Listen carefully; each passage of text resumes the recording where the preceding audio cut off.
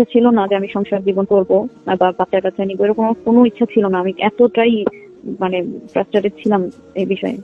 দেন আমি এই সিদ্ধান্ত থেকেই আমি তার অফারটা চুজ করি, এটা ভেবে যে আমি তার সাথে তো আমার লাইফ ডেট করতে হবে না, যেহেতু তার ওয়াইফ আছে সে তার জায়গায় থাকবে, আমার একটা ছায়া থাকলো।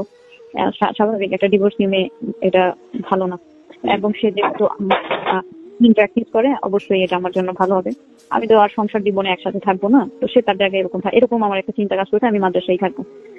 তারপর কিন্তু বিয়ের পরপরই সে আমাকে খোঁজ করা শুরু করে যে তার আমার সাথে থাকবে, আমাকে নিয়ে সে রংপুরে যাওয়ার জন্য খোঁজ করা শুরু করে, সে আমাকে তারা থাকতে পারে না ইত্যাদি ইত্যাদি। আমাকে তার মানে তার প্রথম পক্ষর সাথে মানে সে কোনোদিনও তার সাথে মন থেকে চলতে পারে না ইত্যাদি। এটা হইতেই পারে, স্বাভাবিক, মানুষের জীবনে হয়, ভালো লাগা খারাপ লাগা থাকতে পারে। তখন আমি বললাম যে দেখো আমি তো আর এইভাবে পদে তোমার সাথে বিয়ে করি না, যদি আমি সংসারই করতাম তাহলে আমি একটা সিঙ্গেল বা ডিভোর্সি আমার সাথে কুকু মিলে এবং কাউকে বিয়ে করতাম।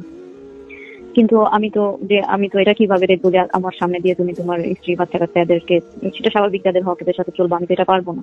তখন সে বললো কি যে না আমি এটা আমি ব্যালেন্স করবো, আমি করবো, তোমাকে কোনো কিছু দিব না।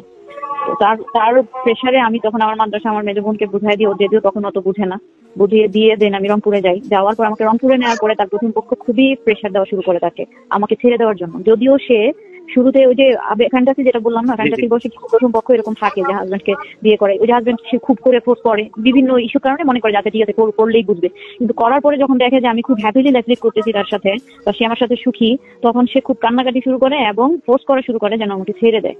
সে এই ফোর্সটা করে, সে বারবার মেসেজ করতে থাকে, এই ফোর্স করতে থাকে। আদনান সাহেব পেরেশানির মধ্যে থাকে। প্রথম একটা বছর তার প্রথম পক্ষকে নিয়ে সে খুব পেরেশানি উঠায়। ওই যে সিসিটিভির যে বিষয়টি, ওটা আসলে কি মানে ওই কোনো মেয়ের সাথে ওনার মানে রিলেশন নিয়ে নাকি মানে?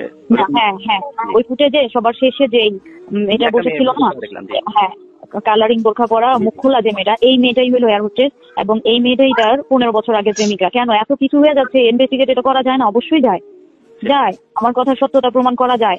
এবং এই মেয়েটার সাথে সে দিনরাত কথা বলে, ফোনে চ্যাট করে অনেক দিন ধরে। আপনার সামনে কথা বলে না? আমার সামনে যখন নাকি আমার কাছে প্রকাশ পেয়ে গেছে, তারপরে আমার সামনেই করা শুরু করছে। একটা বিষয় আছে না যে মানে ভয় ভেঙে গেলে যেটা করে, তখন আমি কোণঠাসা হয়ে যাই, তখন আমি মায়ুস হয়ে যাই। কখনো বলি যে আচ্ছা ঠিক আছে করো, কখনো আবার খারাপ লাগলে তখন আবার বলতেছি না আমি পারবো না। এই একটা অবস্থার মধ্যে দিয়েও আমি লাস্ট পুরো 10টা দিন কাটাইছি। তারপরে আমি গিয়ে না ওই পোস্টটা করে ফেলছিলাম। আমার দ্বারা কিছু ভুল বিচ্যুতি হয়ে গেছে আমার অবস্থান থেকে, এটাও আমি স্বীকার করি, গুনাহ করে ফেলছি। যেমন আমি পারিবারিক বিষয়টা এভাবে পাবলিকলি বলা হয়, এটা গুনাহ, এটা গুনাহ। আর আমি সবার সাথে মানে আলেমদের সাথে অনেক চেষ্টা করছি, সে বসে নাই। এটা পাবলিকলি না হলে সে বসতোও না, কোনোদিন আমাকে স্পষ্ট কথা বলতে দিত না। যখন আমি আলেমদের সাথে কথা বলার জন্য ট্রাই করছি বা এভাবে তারা শিডিউল দিতে, সে কি করে জানেন? তখন আমার সাথে খুব ভালো ব্যবহার করে। আমার সাথে ভালো ব্যবহার করলে আমার তো দুর্বলতা আছেই, আমাকে তখন আমি আর সত্যতা তখন বলতে পারি না। এর আগেও একবার আমি মার্কাজউদ্দার হযরতের কাছে তার সাথে গেছি, হযরত আমাকে বারবার বলতেন আপনি কি কিছু বলতে চান, আপনি কি কিছু বলতে চান। এটা হলো আরো 1 বছর আগের কথা। আমি না তখন বলতে পারিনি, কারণ তার সাথে আমার সুসম্পর্ক। সে আমাকে হযরতদের কাছে নিয়ে যায়, খুব ভালো ব্যবহার করে, আমি যেন স্পষ্ট কথা বলতে না পারি।